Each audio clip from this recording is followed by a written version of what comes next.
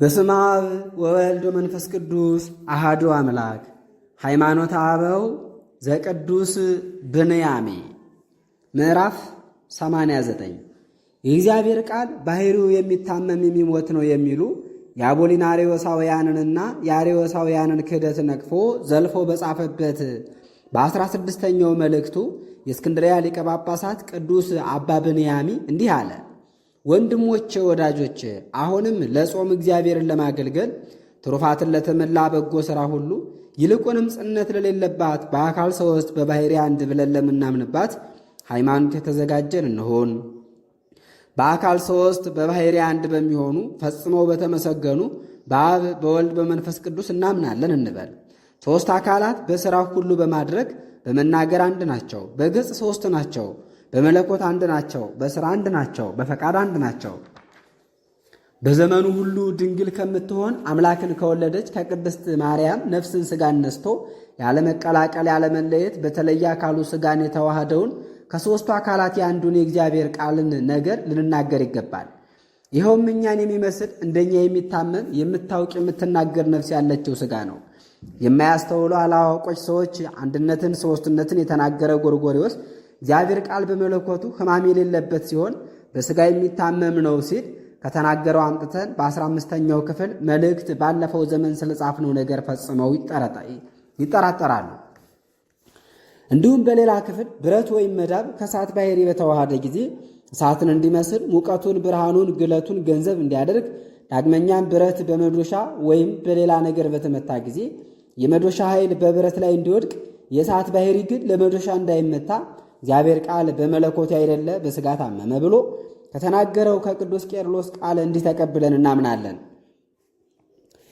የእግዚአብሔር ልጅም በመለኮት አይደለ በሥጋ እንደታመመ እናገራለን። እነዚህ አላዋቆች ይህን በሰሙ ጊዜ እግዚአብሔር ቃል ከሥጋ ጋር በመለኮት ታመመ ሞተ ብለው ተከራከሩን። አይምሮን ያጡ እነዚያም የአርዮስ የአቦሊናሪዮስ የገናዳቢስ ወገኖች የሚናገሩትን ይናገራሉ። ቅዱሱን ሐዋርያ ጴጥሮስን ያልሰሙትም እግዚአብሔር ያደረባቸው አባቶቻችንንም አልሰሟቸውም። ነገር ግን እነርሱ ከእውነተኛው ሃይማኖት ፈጽመው እንደወጡ እናውቃቸዋለን። በንጉሥ ጥርጊያ ጎዳና ይሄዱ ዘንድ አልወደዱም። እሾህን የተመላ ዱርን ጥሰው መሄድን ወደዱ እንጂ። የሐዋርያት አለቃ ጴጥሮስ ክርስቶስ በመለኮት ሕማም የሌለበት ሲሆን ስለ እኛ በሥጋ እንደታመመ ተናገረ። ሐዋርያዊ አትናቴዎስም በአራተኛው ድርሳኑ ጴጥሮስ የተናገረውን ጠቅሶ የአርዮስን ወገኖች ሲከራከራቸው ክርስቶስ በመለኮቱ እንደታመመ ሐዋርያ ጴጥሮስ አልተናገረም። ሕማም በእውነት የሥጋ ገንዘብ እንደሆነ በባሕርይ መለኮቱ ለቃል ገንዘቡ እንዳይደለ እናውቅ ዘንድ እሱ ስለ እኛ በሥጋ እንደታመመ ተናገረ እንጂ አለ። ዳግመኛ የቆጵሮስ ኤጲስቆጶስ ኤጲፋኒዎስ በመለኮት ሕያው ሲሆን በሥጋ ሞተ ተብሎ እንደተጻፈ ክርስቶስ ስለ እኛ ቢሞትም በሥጋ ሞተ እንጂ በመለኮት የሞተ አይደለም። በእውነት ሕማም የሌለበት ሲሆን በእውነት እንደታመመ በድንቅ ሥራው እናምንበታለን። መለኮት በምን አልታመመም፣ ሕማም ሞት የሌለበት ነውና አይለወጥምና ከአብ ጋርም አንድ ነውና ብሎ የአቦሊናሪዮስን ወገኖች ክህደት ወደ ያዙ ሰዎች ጻፈ። ዳግመኛ ብልህ ቄርሎስ የታዎድሪጣስን ክህደት ነቅፎ ዘልፎ በ12ኛው ክፍል በጻፈው ምላሹ ፍጡራንን ሁሉ የሚያድን ሲሆን በፈቃዱ በዚህ ሥጋ ታመመ አለ። ቅዱስ ሐዋርያው ጳውሎስ እንደተናገረ ዳግመኛም ጴጥሮስ ክርስቶስ በመለኮቱ ያይደለ ስለ እኛ በሥጋ ሞተ ብሎ በሃይማኖቱ እንደመሰከረ እርሱ በእግዚአብሔር ቸርነት ለሁሉ ቤዛ ሆኖ በሥጋ እንደሞተ እንዲህ እናምናለን። ዳግመኛም ይህ ብልህ ቄርሎስ እርሱ በእግዚአብሔር ቸርነት ስለ ሁሉ ቤዛ ሆኖ በሥጋ ሞተ አለ። እኛ በጽኑ ክህደት እንድንያዝ ወይም ፈጽመን እንድናስብ ወይም የመለኮት ባሕርይ ከሥጋ ጋር ታመመ ብለው እነዚያ የሚናገሩትን እንድንናገር አድርጎ ይናገርብን ዘንድ ማንም አይድፈር። የቃል አካሉ ባሕርዩ በሕማም ተያዘ የሚል ቢኖር ፍጹም ድንቁርናን የተመላ አላዋቂ ነው። እኛስ እግዚአብሔር ቃል አይሞትም ሥጋ አይደለምና ብለን በእውነት እንናገራለን። የሰው አካል በሰይፍ ቢመታ በእሳትም ቢቃጠል ይህንንም የመሰለ ጥፊ ግርፋት ቢያገኘው ነፍስን በባሕርይዋ ከዚህ ምን የማያገኛት ከሆነ የማይለወጥ የእግዚአብሔር ቃል ባሕርይ ታመመ ብለው የተናገሩ ይህንን ክህደት ጽፈው ያኖሩ እሊህ አእምሮ የሌላቸው እንደሆኑ ስለ እነሱ እንደምን አይነገርም? አስቀድሜ እንደተናገርኩ ነፍስ በሰይፍ የማትመታ ከሆነ ጌታችን ኢየሱስ ክርስቶስማ እግዚአብሔር በእውነትም የእግዚአብሔር አብ ልጅ ሲሆን እንደምን በባሕርዩ ታመመ ይባላል? እርሱ በሥጋ መከራ እንደተቀበለ ነገሩ የታወቀ ነው። ታላቁ ሐዋርያ ጴጥሮስ እንደተናገረ ይታመም ዘንድ እርሱ ብቻ ሥጋውን ለሕማም ሰጥቷልና እርሱ በባሕርዩ የማይሞት ሲሆን ስለ ሰው ሁሉ እንዲሞትን ተቀበለ። እርሱስ ሕይወት ነው፣ አዳኝም ነው። የጥምቀትን ነገር በተናገረበት ድርሳኑ በሥጋ የታመመ ሲሆን በመለኮቱ የማይታመም እንደሆነ የተናገረ አንድነትን ሦስትነትን ያስተማረ ቅዱስ ጎርጎርዮስ በመካከላችን ለምስክርነት ይምጣ። እንዲሁ ደግሞ ቅዱስ ባስልዮስ የተዋሕዶን ነገር በተናገረበት ድርሳኑ የክርስቶስ አካሉ በሕማማተ መስቀል ተያዘ። መንገድ በመሄድም ጊዜ እግሩ ጉልበቱ በጣም ታሰረ። ግን በሥጋ ባሕርይ በሚነገርለት በሕማም በድካም የተያዘ በመለኮቱ አይደለም ብሏል። ዳግመኛ ቅዱስ አበረቅሊስ የሐዋርያዊ ቶማስን ነገር በተናገረበት ድርሳኑ በመለኮት የማትታመም በሥጋ የታመም ካንተ ነህ አለ። የሊቃውንት አበጋዝ ሳዊሮስም ወደ አንተራኒቆስ እልፈትሮኮስ በጻፈው መልእክቱ ክርስቶስ በመለኮቱ ሕማም የሌለበት ሲሆን በሥጋ ስለኛ እንደታመመ ተናገረ። በሥጋ እንደታመመ እንደሞተ ስለ ክርስቶስ ቢነገር በሥጋ የሚታመም በመለኮት ግን የማይታመም የማይሞት እንደሆነ በጎላ በተረዳው ቀናልና ከማይመረመር ተዋሕዶ በኋላ ወደ ሁለት ባሕርያት ወደ ሁለት አካላት የተለየ አይደለም። ስለዚህ ብዙ ምስክር ጽፈን ልንኖር ወደን ነበር። አሁንም በነገርናችሁ በእነዚህ ምስክሮች እግዚአብሔር ቃል ሥጋ እንደሆነ በሥጋም በእውነት እንደታመመ በመለኮቱ ግን ፈጽሞ የማይታመም የማይሞት እንደሆነ እነሆ ነገሩ ታወቀ፣ ተረዳ። ነገር ግን እርሱ መለወጥ መቀላቀል የሌለበት እንደሆነ የባሕርያት አለመቀላቀል ለዘላለሙ ጸንቶ ይኖራል። ስለ እኛ የታመመው ብቻ ሰው አይደለም፣ አምላክ ሲሆን ከንጽሕት ድንግል ማርያም ሥጋን ተዋህዶ ስለ እኛ በሥጋ ታመመ እንጂ። የሮም ኤጲስቆጶስ ቅዱስ ፊልክስ የሚስጥረ ሥጋዌንና የሃይማኖትን ነገር በተናገረ ጊዜ መለኮት ታማሚ መዋቲ ነው የሚሉትን ስለ እኛ የተሰቀለ ክርስቶስ ሩቅ ብእሲ ነው፣ በፍጹም አካሉ ፍጹም የባሕርይ አምላክ አይደለም የሚሉትንም እናወግዛቸዋለን እንዳለ ስለ እኛ የታመመው የባሕርይ አምላክ እንደሆነ በመለኮትም ያለ ሕማም እንደሚኖር እናምናለን። እግዚአብሔር ቃል እንደታመመ እንደሞተ ሌላውም እንዲሁ ያለው ሥራ በተጻፈበት አንቀጽ ሁሉ ይህ የተገለጠ ነው። መጻሕፍት በሥጋ ታመመ ቢሉ መናፍቃን በመለኮቱ ታመመ ይላሉ። እርሱ ግን ከተዋህደው ሥጋ ጋር ፍጹም አንድ አካል በመሆን ያለመለወጥ ጸንቶ የሚኖር አምላክ ነው። እሱ ክርስቶስ በሥጋ በታመመ ጊዜ የታመመው እርሱ ራሱ እግዚአብሔር ቃል ነው።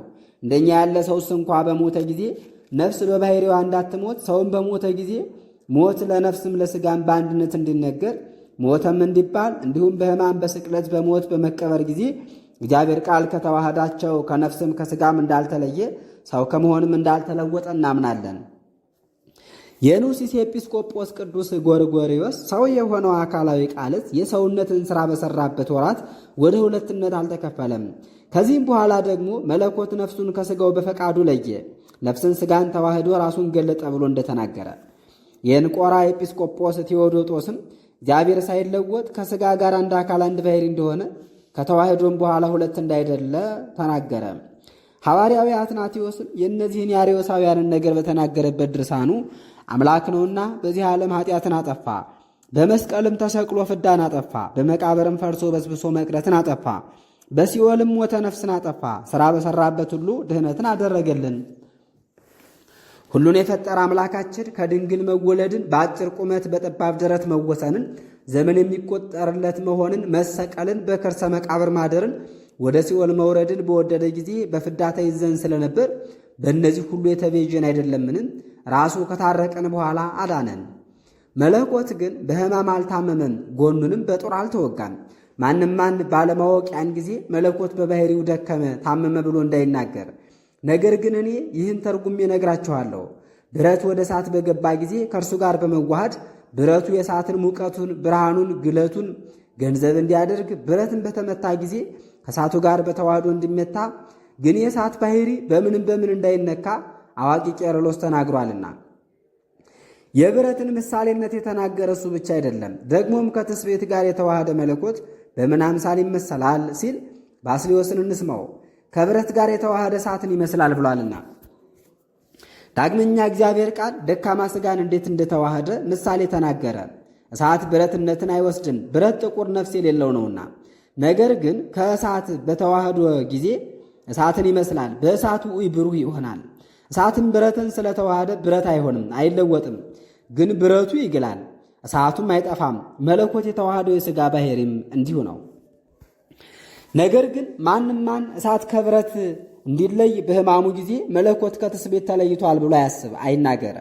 የተለየ ሊሉ አይገባም። የብረት ምሳሌ በነፍስ በሥጋ የሚመሰል አይደለምና በሥጋ ብቻ ነው እንጂ ከእሳት ጋር ለተዋሃደ ብረት ነፍስ የለውምና። የጌታችን የክርስቶስ ግን ነፍሱ ሥጋው ፍጹም መለኮትን ተዋህዳለችና። ዳግመኛም ብረት በመዶሻ በተመታ ጊዜ እሳት አይነካም። ጌታችን ክርስቶስም እንዲሁ ሥጋው በተመታ ጊዜ መለኮቱ ምን አላገኘውም። መለኮት መከራ እንደተቀበለ መናገርስ የአርዮስ ሐሳብ ነው። አንድነትን ሦስትነትን የተናገረ ጎርጎርዮስ ወደ አቅላንዲዮስ በላከው በመጀመሪያው መልእክቱ ስለ ፍጽምት ድኅነታችን ምቀኞች አትሆኑብን፣ መድኃኒታችን ክርስቶስንም አጥንት ስር ነፍስ የሌለው ሥጋ ብቻ አታድርጉት ብሎ የተናገረውን አስተውል። ነፍስ የሌለው ከሆነስ እሳት የተዋሃደው የብረት ምሳሌነት በሁሉ ወገን የተካከለ ይሆናል። ብረት ነፍስ የለውምና። ያለዚያ ግን ሕማምን ሞትን ለመለኮት ሰጥተው ይናገሩ ዘንድ ነፍስ የለውም እንደሚሉ እንደ አርዮስ ወገኖች አነጋገር ይሆናል። ይህ ሊነገር አይገባም።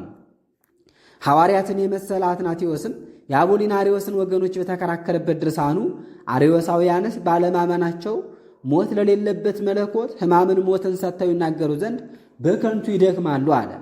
ዳግመኛም አምኖ መከራ የተቀበለ የእስክንድርያ ሊቀ ጳጳሳት ቅዱስ ዲዮስቆሮስ በጋግራ ሳለ ወደ በርጢር በላከው መልእክቱ ፍጹማን ካልሆኑ ዕውቀት ከሌላቸው ተለል ከሚሉ ሰዎች ጋር የሰደድካቸውን መጻሕፍቶችን ስመለከት እኔ ነገር አገኘሁ አለ። እነርሱም የአቦሊናሪዎስን ክህደት ይዘው ቃል ታመመ ሞተ የሚሉ ናቸው። ግን ከእነዚህ የተነሳ አናድንቅ፣ የሚያሳፍር ክህደታቸው አሁን ተፈጽሟልና። እኛስ እግዚአብሔር ቃል በመለኮቱ ታመመ ሞተ የሚለውን ሁሉ አውግዘን ልንለየው ይገባናል። ከቀናች ሃይማኖታችን አሁን ተለይተዋልና በጉባኤያችንም ልንለያቸው ይገባናል። ከወንድሞቻችን ከምዕመናን አይደሉምና። እንኪያስ አስቀድመን ስማቸውን ከጠራናቸው ከነ አርዮስ ከነ አቦሊናሪዎስ ከገነናዳቢስ ወገኖችም ጋር ይህን አንድ ክህደት ይናገራሉ። እነዚህም እርስ በርሳቸው በክህደት የተያያዙ የሚመሳሰሉ ናቸው። የገነናዳቢስ ወገኖችም መለኮት ከሥጋ ጋር በአንድነት ታመመ ይላሉ። እኛ ግን እንዲህ ብለን አናምንም። እግዚአብሔር ቃል በእውነት ሥጋን እንደተዋሃደ በመለኮቱ ግን ፈጽሞ ሕማም ሞት የሌለበት እንደሆነ እናምናለን እንጂ። አእምሮ በማጣታቸውም ክርስቶስ በመለኮት ያይደለ በሥጋ ታመመ ብለን በዚህ አነጋገር በኬልቄዶን ከተሰበሰቡ መናፍቃን ጋር አንድ ሆነን እንገኛለን የሚሉ አሉ። እኛም ቅዱስ ቄርሎስ እነሱ እንደሚገባ ብዙ ነገር ያምናሉና ከክህደታቸው እንራቅ እንጂ መናፍቃን ከሚናገሩት ሁሉ ፈጽመን ልንርቅ አይቻልም ብሎ ጽፏል ብለን እንመልስላቸዋለን። የኬልቄዶን ማኅበር ወገኖች እግዚአብሔር ቃል በመለኮት ያይደለ በሥጋ እንደታመመ ካመኑ እኛም በዚህ ነገር ከነሱ ጋር እንተባበራለን። ሁለት ባሕሪ ካሉ አንድ ወልድንም ወደ ሁለት አካልነት ከከፈሉት ሁለትም ካደረጉት ግን በዚህ ከእነርሱ ጋር አንተባበርም። አባቶቻችን በአንቀጸ መጽሐፍ ህላዌን አካል ብለውታልና ፍጹም ነፍስን ሥጋን ተዋህዶ ሰው የሆነ የእግዚአብሔር ቃልን አንድ አካል ህላዌ ብሎ ወደ አውናኒዮስ በላከው መልእክቱ ሐዋርያትን የመሰለ አትናቴዎስ እንደተናገረ ይህን የሚክድ እግዚአብሔርን የሚቃወም የቅዱሳን የንጹሐን አባቶቻችን ባላጋራ ነው።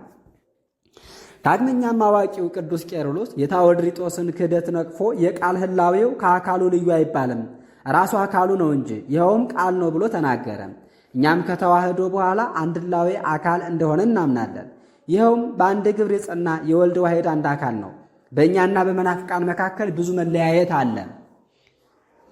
ሃይማኖተ አበው ዘቅዱስ ዮሐንስ ምዕራፍ 90 የእስክንድርያ ሊቀ ጳጳሳት ቅዱስ አባ ዮሐንስ ወደ አንጾኪያ ሊቀ ጳጳሳት ወደ አባ ኪራኮስ በላከው መልእክቱ እንዲህ አለ።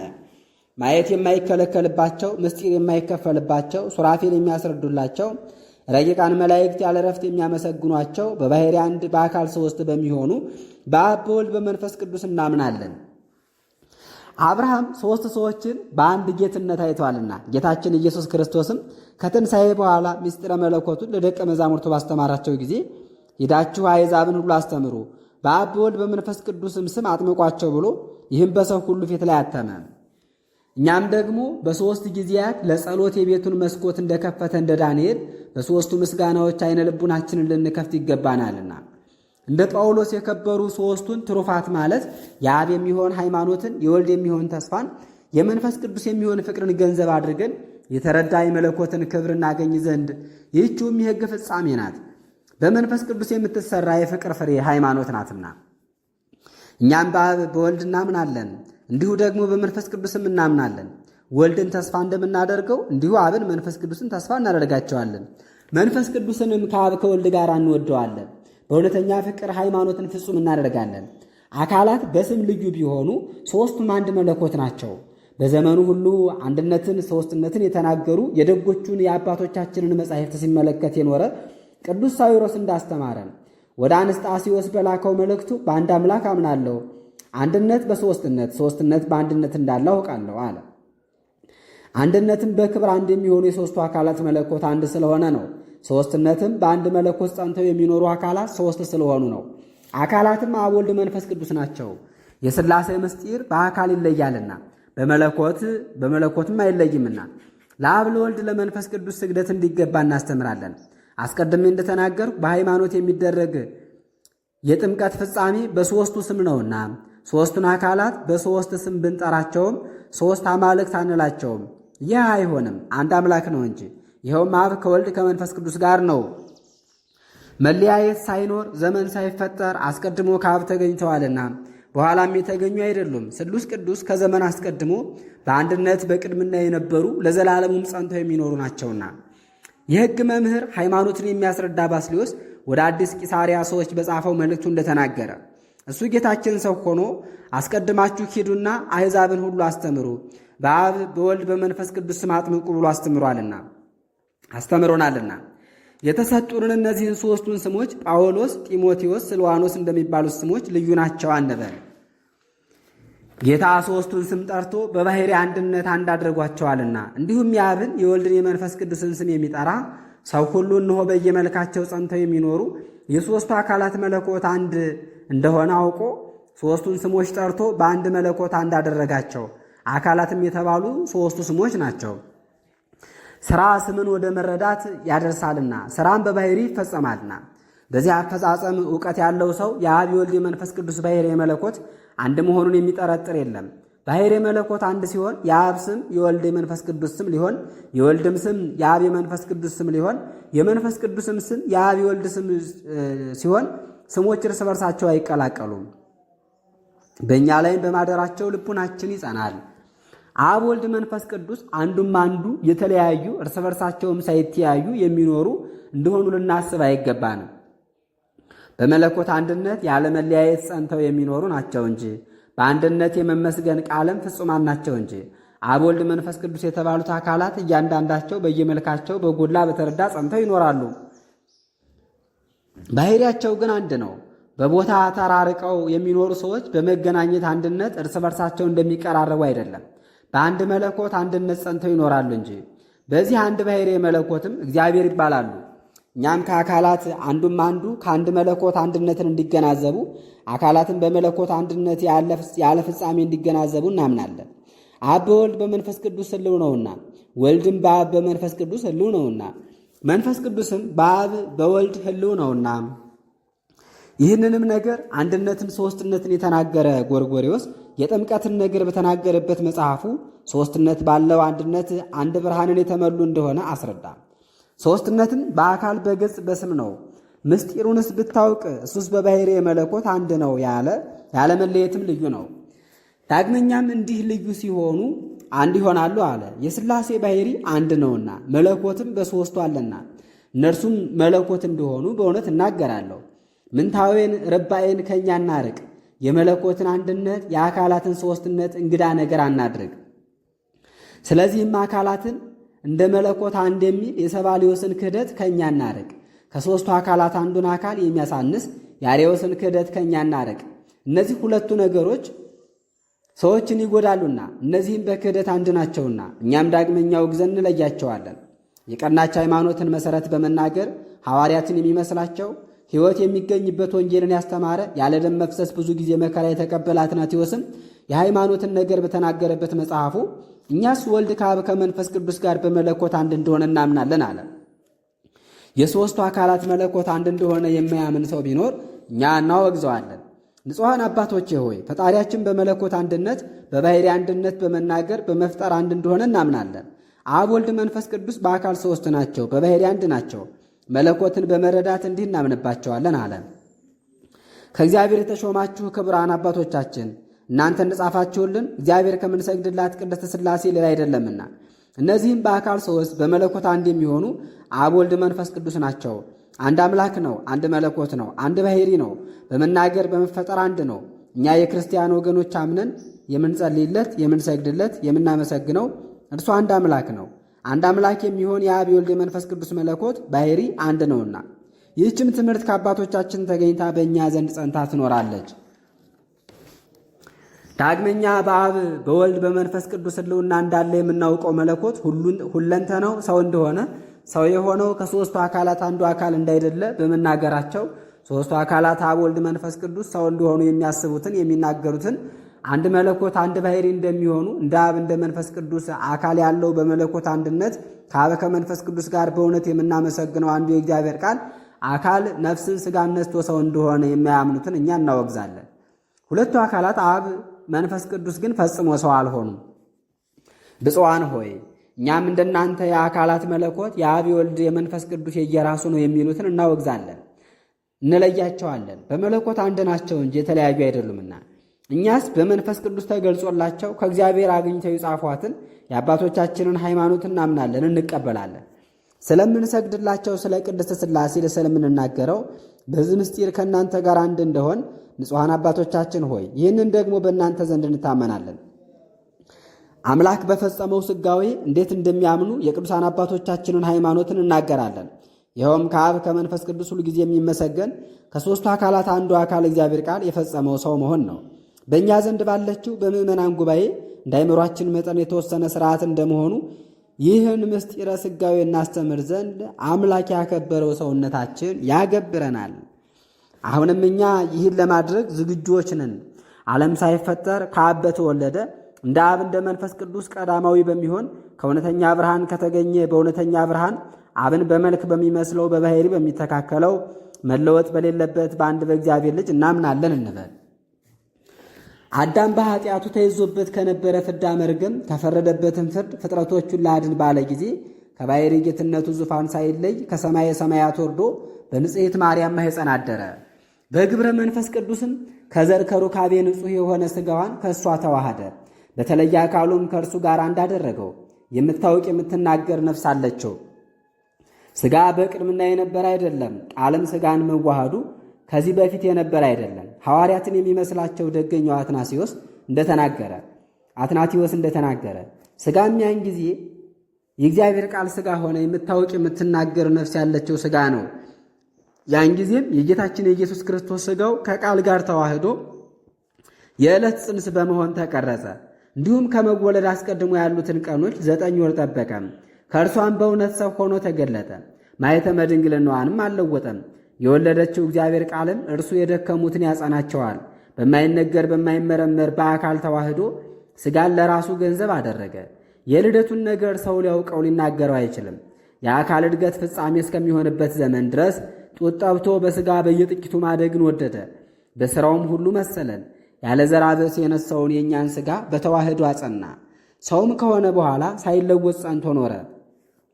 በሥላሴ ምንም አልተጨመረም። እርሱ አንድ ነውና፣ እርሱ አምላክ ነው። በተዋህዶ ሰው የሆነ እርሱ ነው። በባሕርይ መለኮት ከአባቱ ጋር አንድ ነው። እርሱ በሥጋ ባሕርይም ከእኛ ጋር አንድ ነው። ሰማያዊ እርሱ ነው፣ ምድራዊም እርሱ ነው። እርሱ ይታያል አይታይም፣ እርሱ ይዳሰሳል አይዳሰስም፣ እርሱ ይወሰናል አይወሰንም፣ እርሱ ይታመማል አይታመምም። እርሱ በሥጋ ይታመማል፣ በመለኮት አይታመምም። በከሃዲ ሊዮን መልእክት በኬልቄዶን የተሰበሰቡ የአይሁድ ማኅበር እንዳደረጉ ከማይመረመር ተዋህዶ ወደ ሁለት አካል ወደ ሁለት ባሕርይ የሚከፍሉትን ሁለት ባሕርይ ሁለት አካል ሁለት ፈቃድ ሁለት ግብር ሁለት ገጽ ነው የሚሉትን አንድ አካል አንድ ፈቃድ በመሆን አንድ ከሆኑት ከሁለቱ አንድ የሆነው እርሱ አንድ ክርስቶስ አንድ ወልድ አንድ ጌታ ነው ብለን እንደተናገር ከሁለቱ ፍጹማን አካላት ከሁለቱ ባሕርያት አንድ እንደሆነ የማያምኑትን በመንፈስ ቅዱስ ተገልጾላቸው የተናገሩ አምላክ ያደረባቸው አባቶቻችን መምህራን ያላስተማሩንን ሌላ ሃይማኖት የሚያጠኑትንም ከሁሉ በሚደርስ ቃል እኛ እናወግዛቸዋለን። ያለመቀላቀል በተዋህዶ አንድ የሆኑ ባሕርያት ተቀላቅለዋል ብለው በሚያምኑ ጌታችን ኢየሱስ ክርስቶስ ሁለቱን ባሕርያት አንድ ከማድረጉ የተነሳ ሁለቱ ባሕርያት አለመቀላቀላቸውን አለመለዋወጣቸውን በሚያምኑ ሰዎች እንደተደረገ እነዚህንም ደግሞ እኛ በጉባኤ እናወግዛቸዋለን። መለኮት ከእርሱ ጋር እንዲዋሃድ ያደረገው ሥጋን ወደ መሆን ከባሕርያው አልተለወጠም፣ ሥጋም ደግሞ መለኮትን ወደ መሆን አልተለወጠም ብለን እንታመናለን።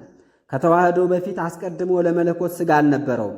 ቤተ ክርስቲያን የምታምነው የጌታችን የኢየሱስ ክርስቶስ ምስጢር በተደረገበት አካል ባሕርይ ተዋህዶ ተደረገ እንጂ ከማይመረመር ተዋህዶ በኋላ ሁለት ባሕርይ ሁለት ፈቃድ ነው ያለ ይህ ክፉ ጥፉ የኬልቄዶን ጉባኤ እንደተናገረ ከሁለት አካል አንድ አካል ከሁለት ባሕርይ አንድ ባሕርይ የሆነ አማኑኤል ወደ ሁለት ባሕርያት ወደ ሁለት አካላት ወደ ሁለት መልክ ወደ ሁለት ፈቃድ ወደ ሁለት ሥራ ይከፈል ዘንድ አይገባም።